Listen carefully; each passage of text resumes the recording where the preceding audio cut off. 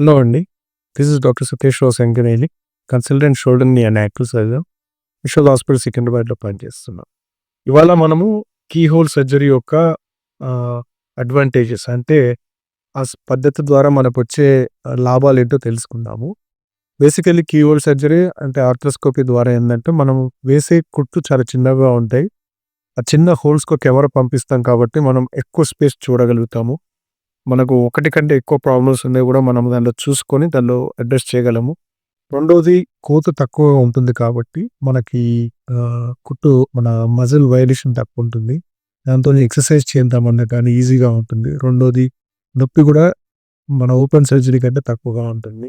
ఇంకొక అడ్వాంటేజ్ ఏంది అనంటే మనకు కీహోల్ సర్జరీ ద్వారా ఎనీ ప్రొసీజర్ చేసినా కూడా మనం ఎక్కువగా మజిల్స్ కట్ చేయం కాబట్టి రేపు ఇన్ కేస్ ఆ ప్రొసీజర్ ఫెయిల్ అయినా కూడా మనం ఏ రోజైనా కూడా ఓపెన్ సర్జరీ చేసుకొని మనం మళ్ళీ సెట్ చేసుకోవచ్చు. అదే ఓపెన్ సర్జరీలో కోత ఎక్కువ, మజిల్స్ కట్ చేయడం ఎక్కువగా ఉంటుంది. దాంతోని కొంచెం నొప్పి ఎక్కువగా ఉంటుంది. రిహాబిలిటేషన్ కొంచెం స్లోగా ఉంటుంది.